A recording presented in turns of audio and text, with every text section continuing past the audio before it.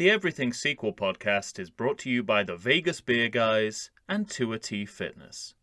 The Everything Sequel podcast contains explicit language. 'Cause we learned it from you, Dad. Desperado, Once Upon a Time in Mexico edition. Still don't know what to call it. My name is Michael Shantz of the How Dare You Awards. Joining me, your friend and mine, Tom Stewart of Lonesome Whistle Productions. Maybe he can figure it out. Hello, Tom. A mariachi fuck is 50 pesos.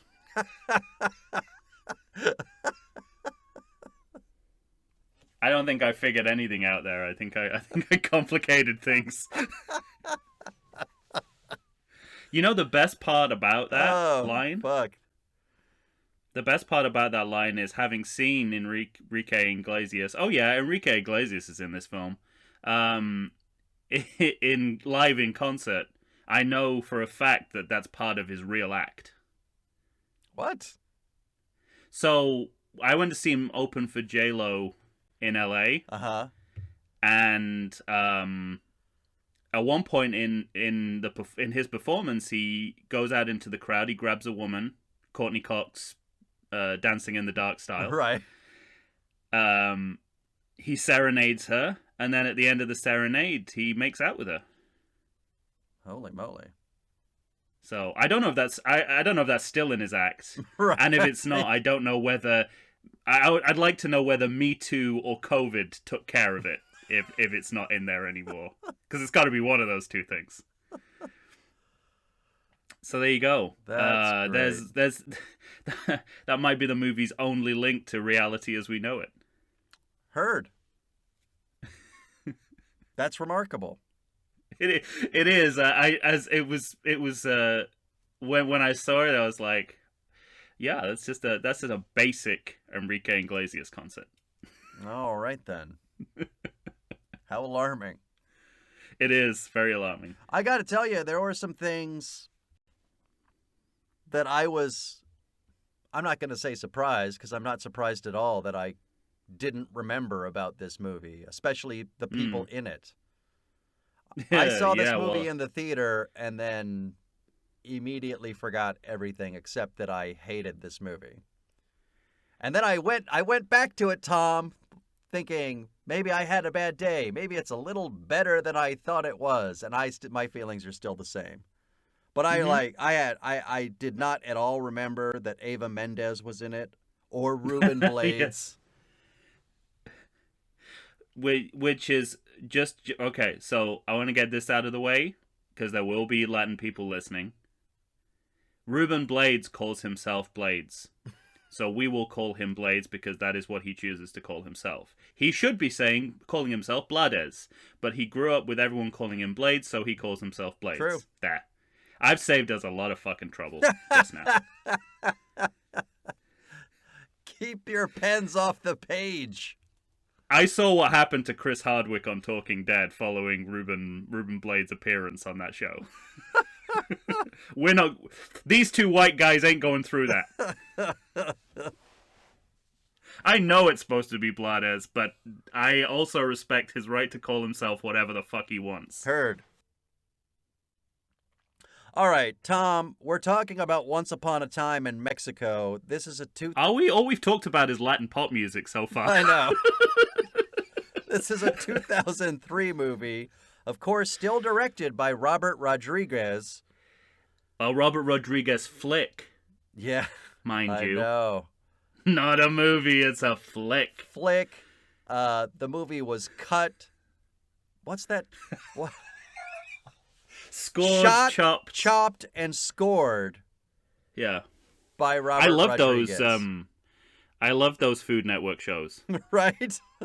Chopped and scored. We discussed Robert Rodriguez, of course, in the last episode. Plenty of movies you know: El Mariachi, From Dusk Till Dawn, The Faculty, Spy Kids, Sin City, Alita, Battle Angel. Tom. Yes. I believe I told you in our last episode that Desperado had 64% on Rotten Tomatoes. It sounds like that might not have been true. No, it was.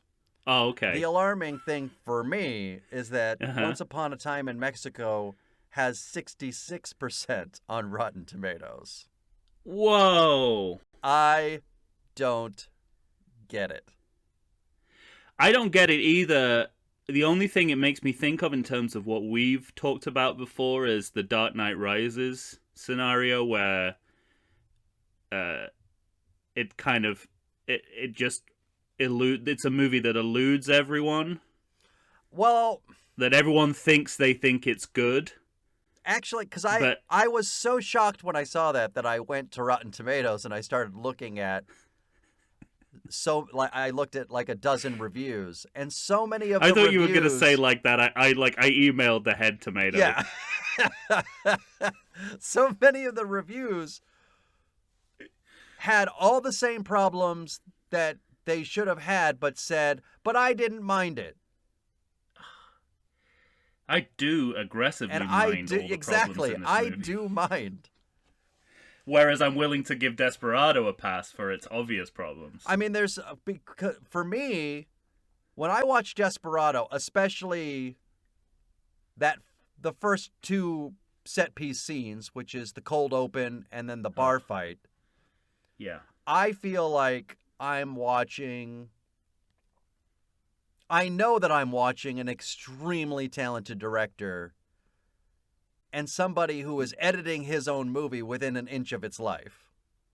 That's a perfect way to put it. Yeah. Yeah, I mean, it just like After a scene which is all dialogue, right. which also shows you that someone who can do Yeah, both and so it just to me it showed so much competency. completely. And Yeah. this movie's the complete opposite. I can't tell what's happening in this movie. It's shot and Mm, edited so poorly. agreed. And that's a problem for me.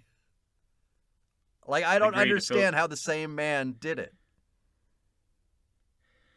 My only response to that, I completely agree with you, and I have the same dilemma. But my only sense is that 8 years having passed, he has become a different director, Yeah, maybe. and that what he's doing here, he will is a rough version of something that he will refine better in later movies. Mm, maybe. Because he seems to be far more interested in big action and horror, which will get kind of full expression in See, uh, but Planet Terror. right. Um, he's The doing the Spy machetes. Kids movie. He's doing the Spy Kid movies as during this, right? During this period of During the time. high, yeah, I think so. Yeah. So I think he's been affected by a lot of the movies he's made, and at this particular moment, he's unable to transplant what he's learned onto the Desperado formula. Maybe. But that's giving, because he is an auteur and he's an artist, and I do want to give him the benefit of the doubt when it comes to working through something and then seeing what he does afterwards and seeing whether he does it better. And I think he probably maybe does bring a lot of these ideas to fruition in later movies. Mm-hmm. But that doesn't excuse this complete abstract mess of a movie. Yeah, it's just a mess. And he Mhm. was. I give him credit for this because he was experimenting a lot in this movie. This is one of the first completely digitally shot movies. That's so weird, though. Well, I guess not for him. I guess Tarantino's more vociferous about Yeah, not he doing would that in be. his movies. But you would think that Robert Rodriguez would be as well, wouldn't you? You think he'd be Yeah. kind of a snob about film. So I do find that interesting that he was willing to do that. But I also think it's to the movie's detriment at times because there was something about they couldn't get the effects they wanted. They couldn't get the practical. I can't remember if they couldn't get the guns themselves Mm, or if they couldn't get the blood right. for effect shots. You know, maybe they couldn't even get squibs. I can't remember, but there's something that forced him to like digitally add people getting shot, and you can tell in this movie that it's digital, and it doesn't look great. No, it doesn't look great. I would actually say that's the least of the movie's problems. Yes, that doesn't say much about the movie itself. Right. I mind that a lot less than I do in other movies and strangely that too, are digitally incompetent. Like, strangely, like I hope we're not in the minority because this movie was a hit too. I mean, it had a budget of $29 million. Its opening weekend was 23.4, made 56.3 in the USA and 98.7 in the world. That's money. That's a profit. Yeah. And I don't know how much of, because normally if you have a sequel and it's a complete failure, it might have that big of an opening weekend, and then the next weekend it goes down to $2 million and loses 80% to 90% of its business, and it just falls away. But I don't think that happened for this movie. I wonder whether it was sheer star power that carried it. With the, Depp, Banderas, and then their musical equivalents. Right. Enrique Iglesias, Ruben Blades, Eva Mendes. At the very least, they portrayed this movie as having a lot more Salma Hayek than it did. I was going to say Salma Hayek, open parentheses, in flashback only, close parentheses. Mickey Rourke in the works. Willem Dafoe. And then you have Willem Dafoe. Can we talk about that for a moment? What do you make of a Mexican-American man casting Willem Dafoe as a Mexican man? I think this was the point in the movie where I realized that whatever there was in the movie that seemed progressive was going to undo itself when I saw Willem Dafoe in brownface. Yeah. And so it was a mixed feeling for me because, I talked on the previous episode about how I didn't particularly care for the guy who played Bucho, and I thought it was a very bland performance. So, I was, when I saw Mickey Rourke, I was like, we might get something interesting out of him. Like, it might at least be diverting to watch him. Was it for you? No, but okay. But there's the promise there that he might give a quirky, interesting performance. Then it was Willem Dafoe, so instantly I was like, well, he's he will automatically be a better villain character than this other guy that I didn't like. And then I was like, oh, but he's playing Mexican and he's speaking in Spanish. And I was like, okay, 2003 was still the worst of times. Right. And then from then onwards in the movie, the kind of everything that I thought they were going to do feminism undoes itself. Mm-hmm. Almost like a spool of tape unraveling. I mean, it's literally like Willem Dafoe in brownface is this tipping point where the and the politics movie falls over a cliff. Well, the politics of the movie reveals itself to be, anti-progressive. While before, with everything it does about the way Eva Mendes as a government agent is treated by her male counterparts, seeing Salma Hayek as very briefly, as an action heroine. I thought we were going forward with how we were representing people and diversity in movies, but turns out Eva Mendes is a criminal. Yeah, Eva Mendes is a criminal Hayek's mastermind, dead. And Salma Hayek is not in the movie, and her only function as the movie is to marry Antonio Banderas, get pregnant, and die. So and have her child die as well. That was Spoiler I alert, was going to say everyone. that was that Willem Dafoe was a brown flag. That something was wrong at the heart of this movie. A brown flag was planted. Yeah. I mean, it's hard to take. Why not just get Will Ferrell at that point? Casa me de know, Padre right? me all the way at that point. If you're going to go that far, have a guy who, is really completely miscast. But I'm morbidly fascinated that Robert Rodriguez made that choice. With Danny Trejo standing in the background for all those shots. Yeah, right. Exactly. That's what got me. I mean, to be fair, we said this before, he's made up for whatever undercasting of Danny Trejo he's done in the past. Absolutely. But at the time, it's like, the answer is staring you in the face, Robert. Mm-hmm. Look at who is out of focus in that shot. And look about how you're still looking at him. Right. You know what I also read was that I found interesting that Robert Rodriguez, because Cheech Marin is back in this movie as well. Oh yeah, I mean, one of the saving graces. He's of course a new character, but Robert Rodriguez had to be reminded that he got shot in the first movie. He wanted him to play the. Would it really matter? No. You see, that's the I think he's putting all his energy into everything about it feels careless. But you could completely play that off as, he could have got shot in the eye and still lived. No, but you could just totally play that off as the filmmakers forgot, and that's very common in exploitation movies. I think obviously Robert Rodriguez is putting all his energy into the wrong parts of the plot. If that bothers him. But the fact that Johnny Depp is the main character of this movie and has no bearing on the storyline at all does not bother him. And I have that same note.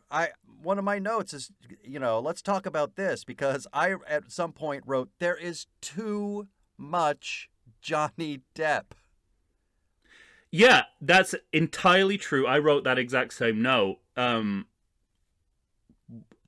would add to that. I don't dislike Johnny Depp at all. Ed Wood is one of my favorite movies. I think he's excellent in that. He's put in great, especially in his early career, he put in some amazing performances. Nightmare on Elm Street, Crybaby.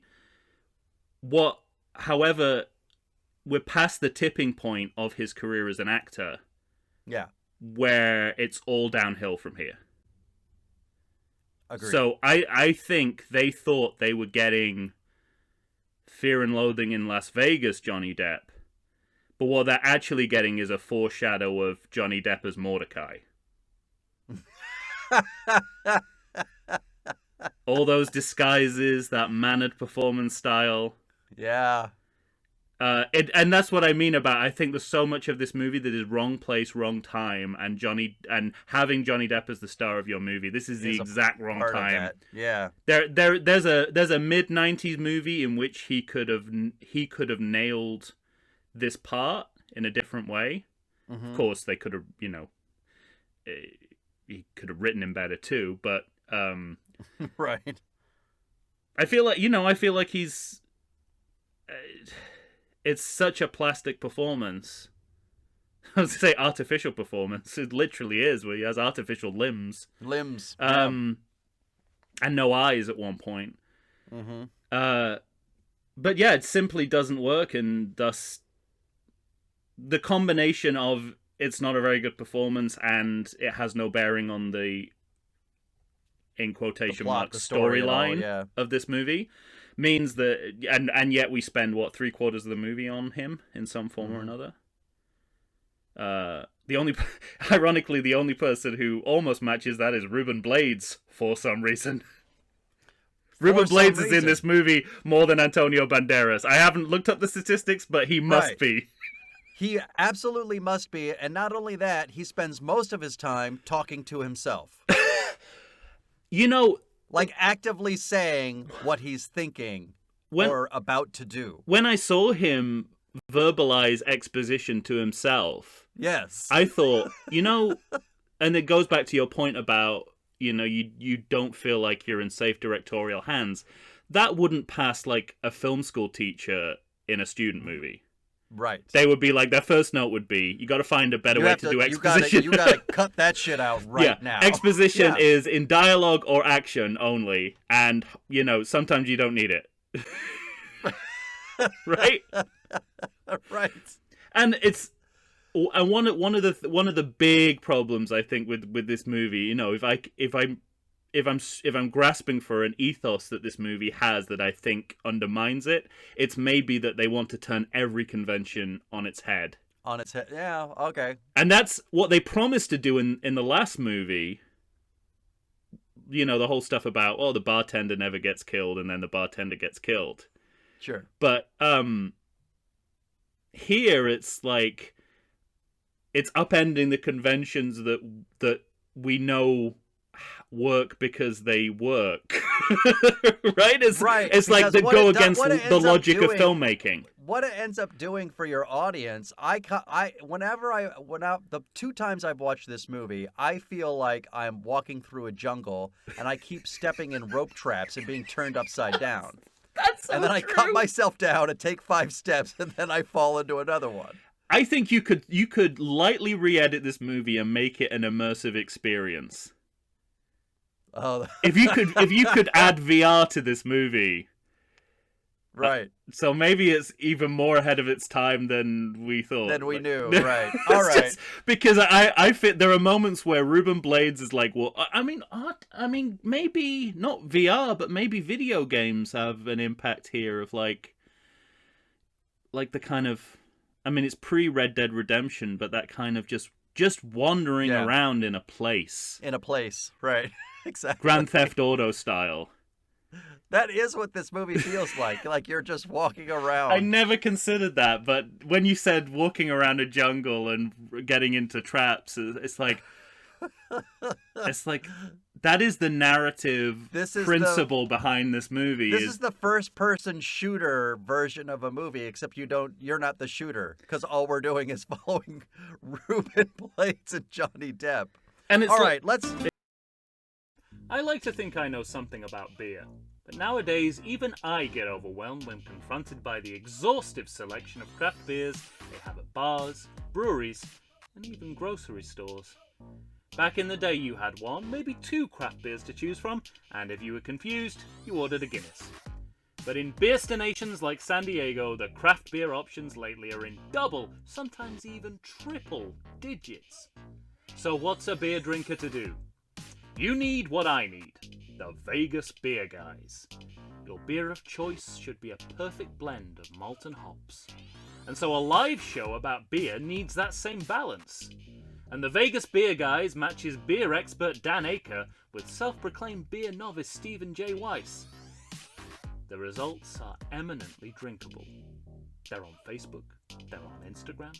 They'll try new beers, they'll tell you about beer. Think of them as your beer Sherpas guiding you up a foamy-headed mountain to reach the peak of your pint. God, I need a beer.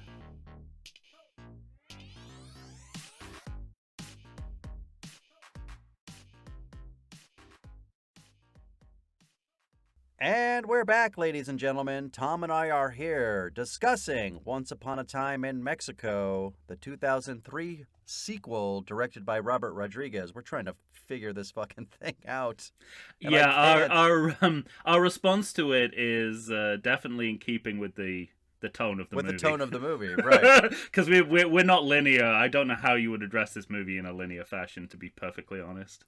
One of my notes, because we talked about that cold open in Desperado, and one of my first notes here is, this is an opening with no style amidst so much attempt at style. Yeah, and it feels like, speaking to that cold open, it feels like it's trying to recreate that magic. Yeah. By doing exactly the same scene. Right. And maybe that's where they went wrong. Maybe. Cheech Marin is not enough. Sometimes. Sometimes he is. Well, it's like... Not on this occasion. Not on this occasion. We have Cheech Marin, and we're adding Salma Hayek to the fight. Which I loved. Me too. But it promises a movie that it doesn't deliver. Right. Exactly. Flatly doesn't deliver. It's not even arguable that that's the movie we're going to see. There are so many... what I would call rookie mistakes in this movie. Yeah. Well, exposition to yourself is exposition I would to number yourself one on my is list. Up there at the top of the list. But also, and I think I talked about this in one of our previous episodes, at 42 minutes, Johnny Depp has to explain the plot to the audience again. for like the second or third time. This is sounding more and more like a video game. The way that you'd like the way that you're describing it now. I think we're really onto something here. Now, This would be the right era too, right? And here's one that I just can't forgive. I think I'm right. It's an hour into the movie before we even know that they've had a child. Right? You are undoubtedly right. That's unbelievable to me. Because that is revealed in flashback. Right.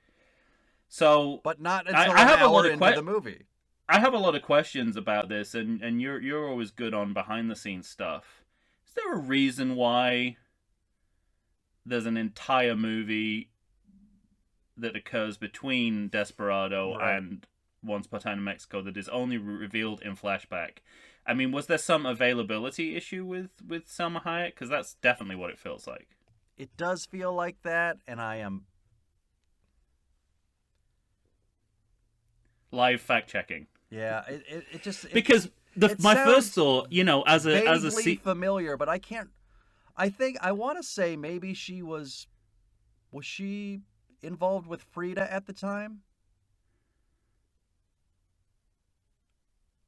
You could well be, because my first thought, obviously, I'm pre-programmed now to think in terms of sequels, but my first thought was, why have her in the movie at all? Because this is the shit you do when the actor doesn't want to come back. Right. But she's here, so why use her that way? Unless she's not specifically not available, or she said, "Oh, I'll come back, but I'll sing a song and be in a flashback and die." Yeah. So that's Charlton Heston, Beneath the Planet of the Apes, being the precedent for this. All I have was Salma Hayek's scenes were rescheduled in the shoot so as to allow her to complete filming of Frida. So I don't think. Well, I mean, it was rescheduled, but I think it was written like this beforehand. Well, that's nonsense. Right. So something else that you told me. Also alarming, the script was 45 pages long.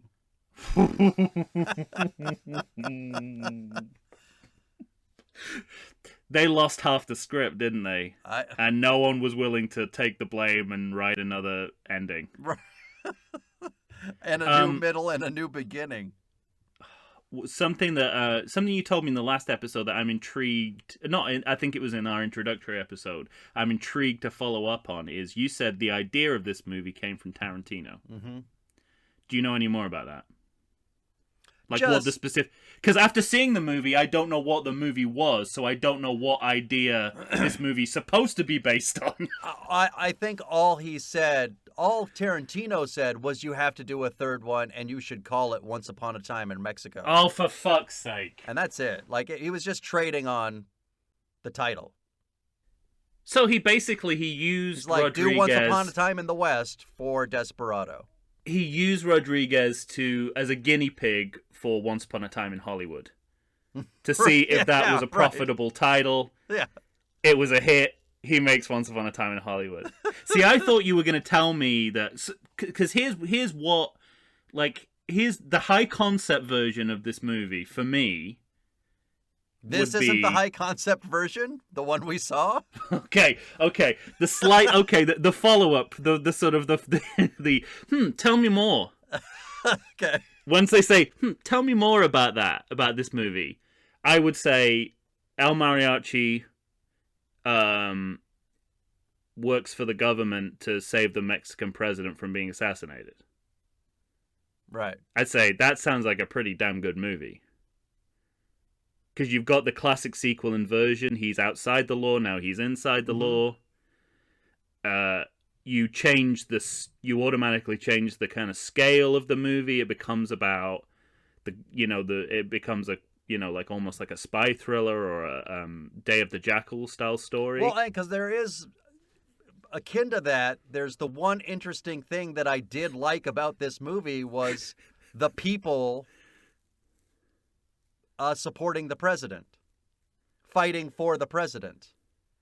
And there was a nationalistic kind of, Yeah. I mean, I liked that one idea I liked, but it was just it was a fleeting idea, it felt to me. Yeah. You know? There's a even in the stuff with Johnny Depp as a CIA agent, although it's badly executed, there's the germs of something interesting. The one scene that I feel I'll like agree with that. if it had been written properly, could have actually been quite profound, is when he's talking about how he assassinates the cook Yeah. in every restaurant he goes to. Well, And only if the con carne is too good. Right, which is, a sort of a metaphor for what the CIA do around the world to prevent developing nations becoming as big as America. Right, exactly. And I suppose I only thought of it as vaguely profound because of subsequently what food writers like Anthony Bourdain, the late Anthony Bourdain, would subsequently say that, about we should be treating Mexico like it's, like we treat French cuisine. We should, we should, because the food and the culture that's coming out of here, they could be culinary giants, but, obviously the rest of the world doesn't want that to happen because it upsets the balance of power. Yeah. And we don't get to exploit, we don't get to get tacos for $1. Yeah, right. It's like we should pay $20 for our tacos with the amount of fucking work that goes into this beautiful thing. Right. And it reminded me, so I don't know if I'm just associating it with all that, but I think they're onto something. But when it's, I agree with you that was an interesting idea that never, it's not well executed. That kind of fell flat because it was. In the moment, you're not taking him seriously. You don't think he's actually going to do it, and then he does it, and so it's just for the sort of joke. Completely. There's no center to it. There's no heart to it. There's no sense of. This is what I mean about Mordecai. Yeah. About Mordecai, or even these lines might as well have been delivered by that face in Transcendence, for all the meaning that comes out of it. Right. But I also equate it because there's another interesting thing within Johnny Depp and his character. Whenever he is with Ruben Blades, when he keeps talking about cooperation between the FBI and the CIA. Yeah. And I thought that was an interesting nugget that also just goes nowhere for the movie. Wow, that's. And you know what else kind of distracts you from these, like, relatively within the context of the movie interesting plot points, is Robert Rodriguez's obsession with fake appendages and them turning into weaponry. I mean, it's like the equivalent of Tarantino's foot fetish, I think. Yeah. It figures in a lot of his movies. And the fact that, Johnny Depp has a fake arm with his real arm underneath the table pointing a gun. There's also another point in this movie where someone turns into a bomb. Right? Someone's body is a bomb at one point. That? Or an appendage is a bomb. And, that's why I feel like... I remember that. We're building to... We're building to, Rose McGowan's leg, machine gun leg in Planet Terror, basically. Sure. But I find in this movie, I've enjoyed it in other movies where it's just like an aside. Yeah. Or it's done with kind of glorious relish, like it is in Planet Terror. But here it just feels like it's getting in the way of the storytelling. Right. Yeah. Because we saw the dick gun in Desperado. Yeah. But the first thing I don't, when I see Desperado, the first thing I don't think is, oh, that's the origin story of the dick gun. It's like this one. Whereas this one, I'm like, the main thing I remember is Johnny Depp has a fake arm, and there's a guy who turns into a bomb. I think maybe, or maybe I fell asleep and imagined my own movie. But that, I mean, would that really be out of place if that did happen? No, not at all. Let me ask you this: as a villain, Johnny Depp? Well, no, because he could be the villain. I don't know.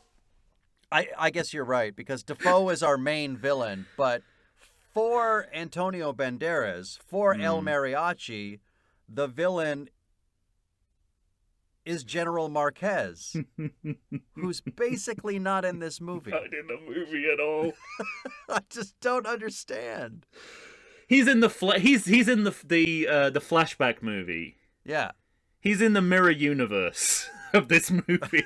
God damn it! This fucking Unfortunately, movie. what we're focusing on is Mickey Rourke in a Chihuahua and Willem Dafoe playing piano. I gotta say, like, Mickey Rourke, like you said, again, interesting idea given nothing to do. Yeah. But I did like that one moment when Ruben Blades pays for his street food and then shows him his FBI badge. And it was just a welcome relief. He's like, let's go. Ready to go to jail. Yeah. It's like what would be an interesting turn in another movie just feels like another unnecessary side road here Yeah. that we don't want to take. Again, it's like, in a video game, you have that choice. Right. When someone comes up to you in the street in Red Dead Redemption, you So- go, fuck off! Right. Yeah. I want to go. Exactly. I want to go hang out with wanna these go guys. left. You don't get to do that here. You have to go where this fucking movie takes you, which Do you is think always that's down part the of wrong it? road. Do you think that that's part of what Robert Rodriguez is doing here? Is because the movie is hyperkinetic, and so is he just trying to play on that level? Because one of my other big problems for this movie is anytime there's a huge action set piece, Yeah. I can't figure out what's happening. Yeah. The angles Over accelerated. It's over accelerated. The angles get weird where you can't tell where people are, and that's not the case in Desperado. Desperado. Apart from the sex scene in Desperado, only the sex scene works. in Yeah, that but that's only fashion. because they're. But there was, as you reported, there were good reasons for yeah, that. exactly. I saw it more in terms of what. So there's a gradual That motorcycle chase. I'm gonna talk about the motorcycle chase, Is a and mess. there's a gradual evolution from El Mariachi through Desperado, and I think this movie wants to be considered on a superhero level of an action movie, in a way that the previous two movies did not. So I think what they're going for, I repeat, going for, in this scene is something on the James Bond, Indiana Jones level of action filmmaking. 36 The way minutes. that. Well, just the entire way that it's filmed. There's a Wilhelm scream in there. There is a Wilhelm scream in the motorcycle chase. Changes vehicles. There's scenes of bystanders kind of looking like, "Hey, what's going on?" And I haven't seen anything like this in the previous two movies, and I can only relate it to, I guess, like a bigger scale of action cinema, which borders on superhero cinema. And at one point, El Well, you Mariachi get that in the flashback, especially with the chain dropping off the side of the building. Absolutely. And when he climbs up the wall like Spider-Man. Spider-Man, yeah, exactly. He climbs like 4 walls in this movie. And that makes me think whether, it's a deliberate elevation of what this movie's supposed to be to that level. Right. And whether also Rodriguez is being influenced by making bigger movies like Spy Kids. Maybe, yeah. I mean, that's what I attribute it to. You're absolutely right that, I mean, if you're gonna do that, and I hasten to say, but one of the few things, and we'll get there one day, that Kingdom of the Crystal Skull does right is there's a good motorbike chase in it. Well, whereas this is like, if you can't even in the worst versions of one of these movies, there's a good motorbike chase. So if you can't do a motorbike chase, you shouldn't be making this kind of movie, is what I'm saying. And I don't think they can. I'll just say that is also bookended by Don't. I swinging know. on vines of chimps. I know. Oh, I thought you were going to say that even that chase ends with Denham Elliott's head being buried in Indy's lap. That's But that's I'm talking about the chase itself, not not the All right, decisions made fine. around it. But anyway, we'll get there one day. We'll get what there I'm saying someday. is, yeah, But I mean, it's essentially my big complaint. he's too, out of his depth for the kind of movie he wants to make. It's so strange to me though, because he's so capable. Well, Spy Kids shows that he can do this kind of movie, Right. right? I mean, But, my notes are there is no narrative within the street fight and chase. And all his scenes in Desperado have great narrative. There's nothing you don't understand as it's happening. I agree. They're stories within themselves. They're doing And we discussed this. They're like ballets. Yeah. And here it's like watching Pop Warner football children smash into each other, not knowing how to play the game. It breaks down all the I just what I laid out to you is not me breaking down the beats of that sequence. It's that sequence. It goes right. They change the vehicles. There's a Wilhelm scream. Someone comes out of the hallway and goes, "Ooh," like that. Mm-hmm. That is literally it. There's That's nothing everything. else that happens in it. So what they've done is they've sketched out what would be an action sequence in a Bond film or an Indiana Jones film or a superhero movie. But they have not found a way to make it coherent or interesting. And again, I go back to this, do you want to upend every convention, even when that convention works, will always work, and you only do it if you do it properly? Yeah, right. Exactly, right. So that's the question I'm always asking. And that's the is question like, for me. Like, I don't mind seeing a story done again. Just do it well.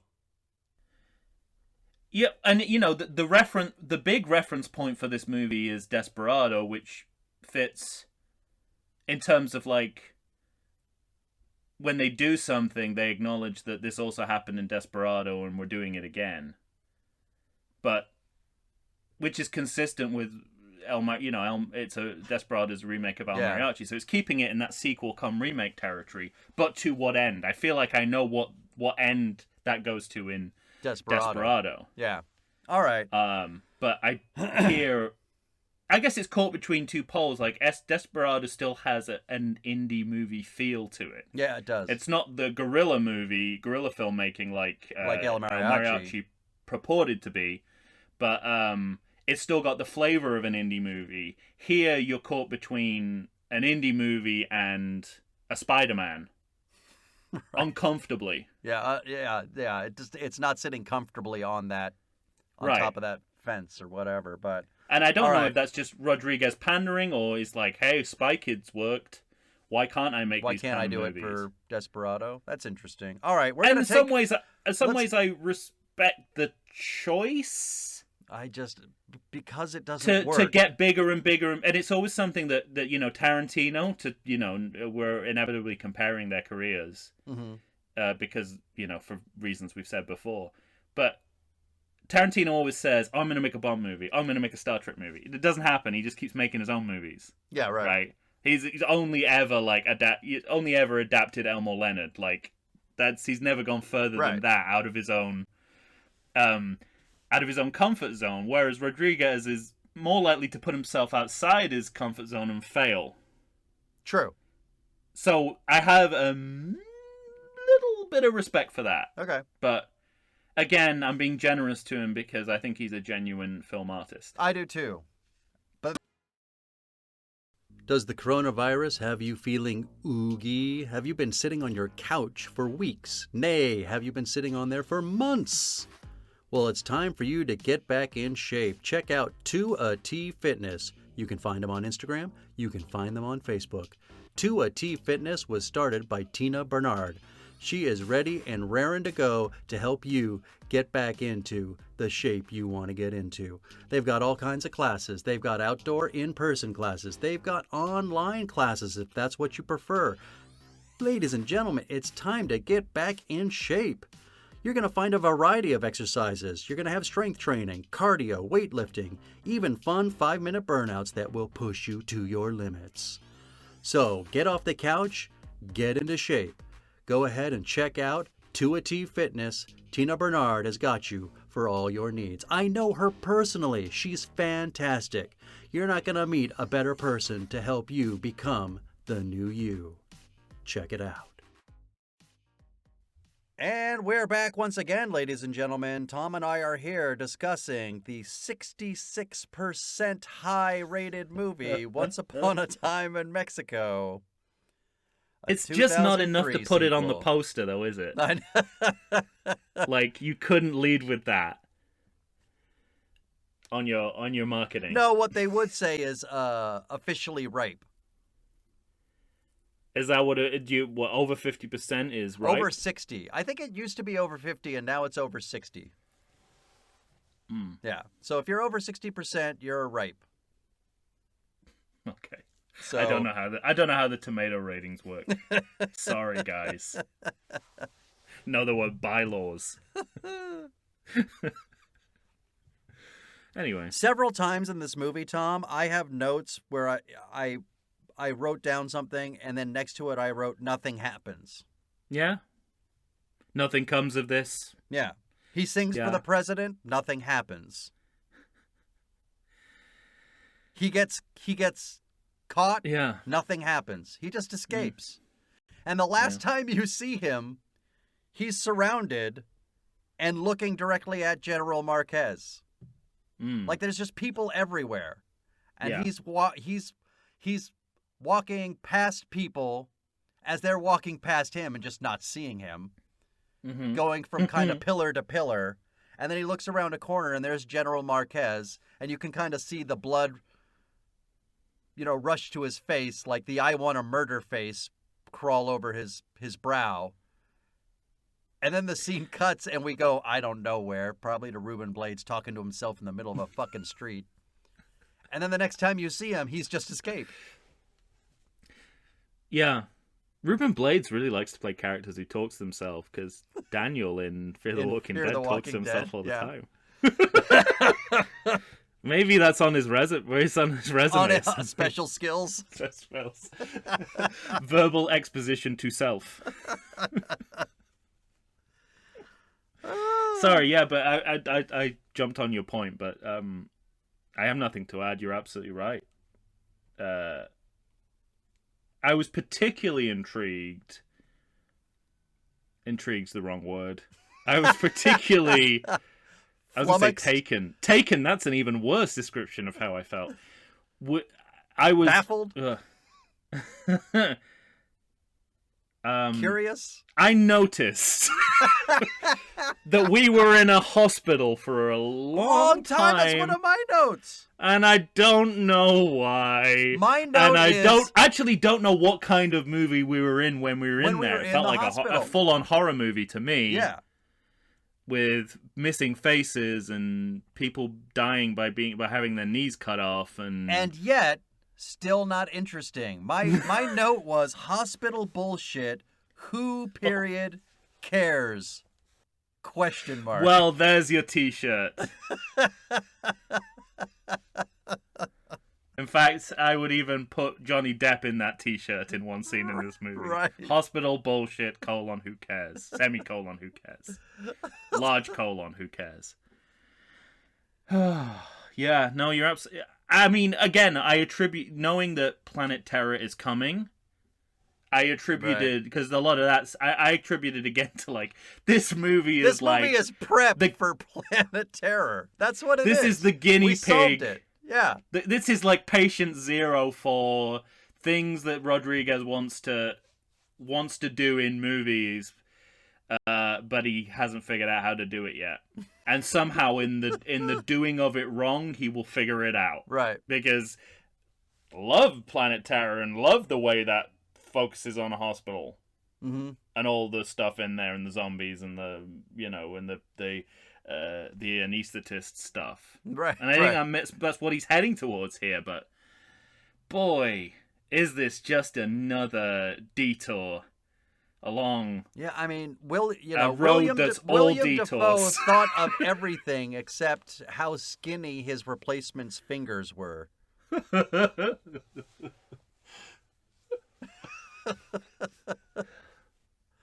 damn. When you're focusing on that, there's something rotten in the heart of Mexico. Yeah. And it's Once Upon a Time in Mexico.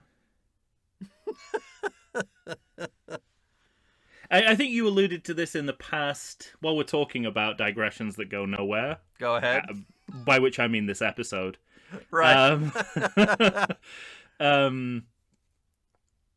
You alluded to this in the past episode, and I think you were dead on about how I mean, all this movie is repeating something from the previous two movies, which is fine because that's what these movies do. But when they bring a kid back into it, it's so soulless and harsh that it doesn't. Yeah. It's like upending a convention. It's Right. the opposite of what James Cameron would do, what they did in Desperado. Right. And not only does it not work, it makes me feel sick that a kid's being used in this way. And that's the thing, because, and I think I brought it up in the last episode, because that's one of the things, that movie wrestles with violence. Yeah. And all three of these movies do. But he was smart enough in Desperado to have this scene where he's teaching the kid to play guitar. And when you see that, you think, all right, I'm on his side. He's a good guy. No matter what he does, in his heart, he's good. You can't say that about Johnny Depp in any way, shape, or form for this movie. No. He kills an innocent He's not even man a good anti-hero. just because he made good chili con carne. Right.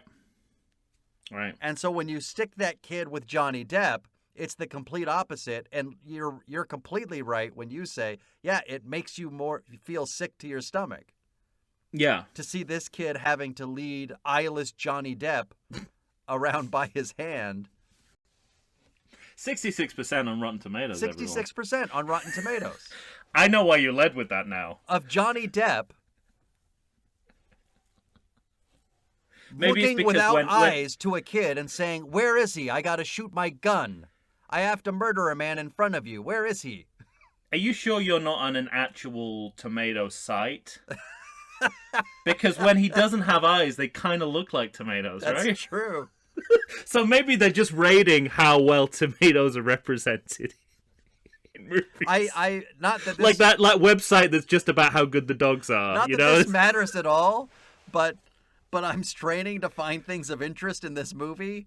I believe I read the blood coming out of Johnny Depp's sockets was a combination of chocolate and strawberry syrup.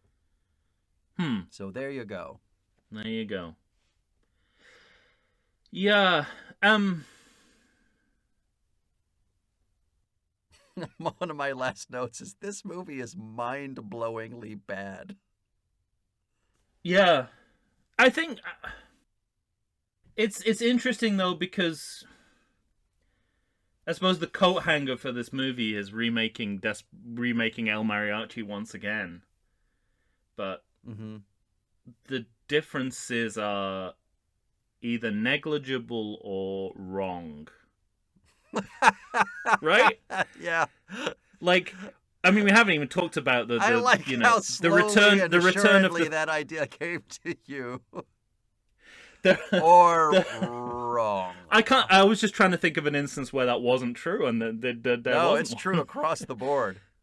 Yeah. When you get to the three mariachi scene, which we had in Desperado. Yeah, and we haven't given much play to his compatriots in this sequel. Who are two very big names. Uh-huh.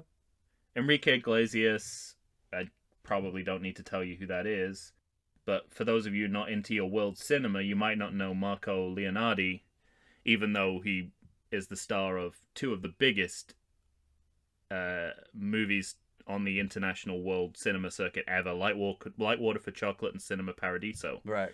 Long time before this movie, but you get the point. Yeah. And Antonio Banderas. So, three huge stars in their fields. Mm-hmm. And it's... I don't really know how to describe it. I mean, Enrique Iglesias looks bored to be there. I've Completely. never seen anyone look as uninterested in a flamethrower in my life. Right. Right. He's no Leonardo DiCaprio. This really was a fuck. There's a flamethrower in that as well. This really was This was Tarantino. the test case. Yeah. He used Rodriguez to make his movie for him, didn't he? And then so you have that, but on top of it, like you said, because we have Marco Leonardi, and his thing is he's a drunk, right? As far as I can tell, that's his shtick. He's a drunk, but he's also, I mean, because you have the flamethrower guitar case, but you also have the remote control, like a guitar case that's a bomb, but also is a remote controlled car. Right. And so the one-upsmanship of just the guitar cases Yeah. in this movie, I'll go along with the flamethrower guitar case. That's a good bit if you want to go up from It would from the be last if Enrico movie. Iglesias was If engaged. he wasn't, yes, if he wasn't, looking like all he I was, could see was like, and he'd much rather be making out with a girl at a concert. Yeah. Like the fucking Spindle Center. But poor Marco, he's trying to, because there was some shot where he's trying to like get I think the guitar case on the ground or something, and then get a remote control out, and then get it underneath the tank, and it looks as awkward as it sounds for me to describe it. And I think probably it's supposed to have a low. I mean, I think this is a It reminded me. Have you ever seen the Japanese? I think it's a Takashi Miyake movie, Dead or Alive. Oh, I haven't seen it. Well, the end of that movie, basically, it's a gunfight where the weapons keep getting bigger and bigger until they blow up the world. Oh, okay. And I felt a little bit, and that's being generous. Right. That's obviously like, and even me telling you that, you know that's a great sequence of filmmaking. Right. Right. It's like Itchy and Scratchy. Yeah. In live action, you're like, that sounds fucking good. It is fucking good. This is not good, but the same principle applies. But it's throughout the three movies. It's like every time we got to get a little bigger, a little more elaborate. So I think the awkwardness is deliberate, but it's I don't think it's the kind of awkwardness that I think they were going for. They were going for clunky. What they got was bored. Yeah. And we have half measures too, because there's a flamethrower in Desperado from one of the guitar cases. So one's a repeat, and one is this awkward, bumbling bomb. And what's his thing? I'm like talking about directorial fetishes. Mm-hmm. What's his thing with that three stage fade? That 3-stage interfade shot that's in all of his movies. Right. You know what I'm talking about? Well, like a character's leaving the shot, we fade once, it fade again, and we fade a third time before they leave the shot. That's the best way I can describe it. Right. And it's in most of Rodriguez's movies that I can think of. it's kind of It's the in whiteout. Desperado and this one. Yeah, right. I think that is something he probably should retire. Actually buy this movie. No, I get, disagree. it's his Hitchcock overhead shot. I get that. That's fine, but it's not. It looks very uncomfortably dated as a piece of filmmaking for me. I love that band, Uncomfortably Dated. best tribute band on the West Coast, Uncomfortably Dated. We do all the songs that you wanted to forget. Let's make that movie. Let's literally make any movie other than the one we're talking about. I'm telling you. I mean, we've already talked about how this is not as good as Spider-Man. It's not as good as Once Upon a Time in Hollywood. It's not as good as Desperado. It's not as good as El Mariachi. It's not as good as Kingdom of the Crystal Skull. I mean, fucking hell, how far do you have to go down the rabbit hole? If you cannot raise to the level of Kingdom of the Crystal Skull, you got problems. It's not even Rise of the Machines. I know you like me referencing that movie. God, I wish this was Rise of the Machines. Can I also just say that I am so relieved. I know it's usually better for the podcast when we fight, but if you came out like glorifying this movie, it would have broken my brain. So thank you. It makes me wonder about. Yeah, I agree. It's nice to have a conversation with someone where you feel like you're living in the same world. Right. But it's still, what it leaves on the table. You're right. Like sometimes when we fight, we're like, well, how would an irrational person defend this movie? And I'm often in that camp. But with this one, I couldn't even do that. But I'd like to know because some, there's online statistics from possibly a film review site or maybe a gardening website that show that there are some people who will stand up big time for this movie. I know, and I don't understand. Yeah. I wonder if Roger it is, Ebert liked it's this movie. The actual Roger Ebert or Yeah. his the people who are alive who run his website? No, the actual Roger Ebert. He liked this movie? But he was one of those reviews of, it's this, and it's that, but I forgave it all. Huh. And that's what most of the reviews were like. I mean, in fact, I think he said it's this, it's that, but that was the point. Right, which is not untrue. Which is not he might be right about that, but it is also doesn't not the work. point.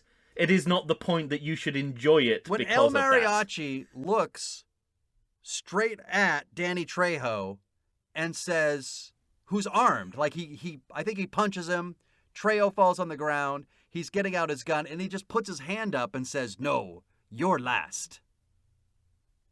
Like he's going to save him to kill for last, and then doesn't. Like, fuck, man. This movie can't even deliver on promises that it chose to make in the movie. Like, no one's putting a gun to your head to say that, are they? Right. It's like, it's not a genre thing. It's like, no, we got to put in the shoot you last. It's like, it's just, you don't just cut the scene if you forgot to make the ending. All right, Well, last spoilers. Ava Mendes is not Johnny Depp's, is that would be a great is Willem movie. Dafoe's She just pulls off daughter. a mask, Mission Impossible style, and she's Johnny Depp. Would make about as much sense as anything in this movie, which also involves people's faces. It involves a face-off at one point. Somehow this movie makes Johnny Depp's killing her, feel like it's the most important thing that's happening in this movie. Yeah. Before you realize that actually neither of them have anything to do with the plot as written. Yeah.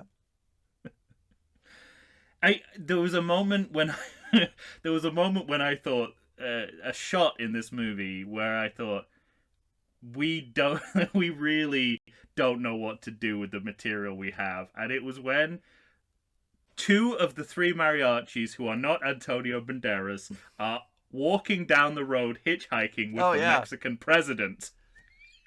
With money, I thought, if you have that scene in your movie, something's gone wrong somewhere.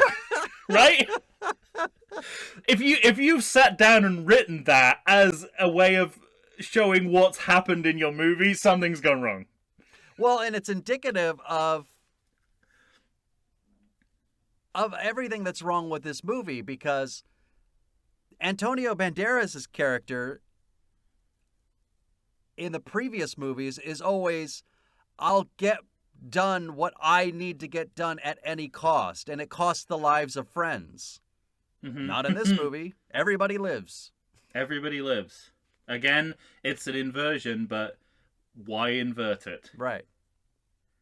All right. Well, because at the very least you want to be... Well, I guess you do get... at the end he is back on the road. He's wearing the Mexican president's sash for some reason. But I wouldn't say this movie has the sort of satisfying full circle feeling that I get from Desperado. Exactly. Let me ask you this, since we're at the end here. Do you have a credit check you need to do? Boy, do I. I probably have more notes about the credits than the body of the movie. Go ahead, then. All the grips are called Jesus. Jesus, I suppose. I should think say. you're thinking of Jesus. I spent like 10 minutes saying it's Blades, not Blades. I'm just saying Jesus in a fucking openly racist way. Jackass. Jesus. 2 of them are called Jesus Rodriguez. Oh. Just wanted to point that out. Rodriguez, not that it really helps his case, but he's still involved in all the filmmaking departments, Oh, yeah. like beyond shooting, scoring, cutting. He also is sound mixing, responsible for some of the effects as well. Again, probably not To the film's detriment, I say. yeah. I noticed they gave Selma Hayek the closing theme, which is probably like, it's like the Carla Scalado golden handshake. It's like you're not in this movie, but you can sing the thanks song for at the stopping by. end. And the possibly the strangest post-credit scene. It's not a scene; it's a shot. Yeah. I mean, it's Johnny Depp's eyes. I don't know why I'm being all coy about it. Right. It's just Johnny Depp's eyes. And I don't understand. We're coming out of his eyes, right? But is that like a... probably being too generous here too. Is this like a post-credit scenes are supposed to mean something? This means nothing. It's just what we've seen already. Yeah. Or not seen already. If you're thinking about his blindness. I don't know. Makes as much sense as anything else in the movie, I suppose, but I don't know. I feel like you should, if you have a post-credit scene, you should be saying or doing something, right? I mean, it doesn't have to be the reason you go to. Doesn't have to be the reason that you go see the movie, like it is with MCU, which I find annoying. But it should be more than Johnny Depp's ocular cavities. Right? Okay, that's yeah. Johnny Depp's ocular cavities. That's a fucking band name. Hello, we are Johnny Depp's ocular cavities. That's great. Hello, Hull. We are. Ding, ding, ding, ding, ding, ding. It's great. That sounds like a. Have you ever seen Peep Show? No. Okay. Well, for those of you out there who've seen Peep Show, tell me that there is not a band that the character Superhands was in called Johnny Depp's Ocular Cavities. He was in a band called Danny Dyer's Chocolate Homunculus. Wow. So now that's if you're gonna reboot Peep Show, trademark 2021, Tom Stewart, Lonesome Whistle Productions. Whoa! I got some credit here. I mean, You didn't came come up up with with it, Johnny but I Depp's Ocular identified Cavities. it as a band name. Just Okay. a little something, Tom. Little something to wet my beak. Don't you bring The Godfather Part 2 into this. All right. Anything else? No. Me neither. I'm done. God, no. And I'm glad to be done. I feel I at some point in this episode I was thinking, I don't think we're being linear enough for people who haven't seen this movie. And I look at my notes and I'm like, we've gone in order. Yeah. It just doesn't seem like we have. That's how ridiculous the movie is. That's not our fault. That's the movie's fault. Fucking shit. All right, ladies and gentlemen, if you're part of the 66% that believe this is a great movie, and you I'm willing, have like, to contact us. you can hear all my olive branches, right? You can hear right. I want to know why. Want to know why you don't mind the problems of this movie, but you do mind the problems of Desperado. I think that's the biggest thing.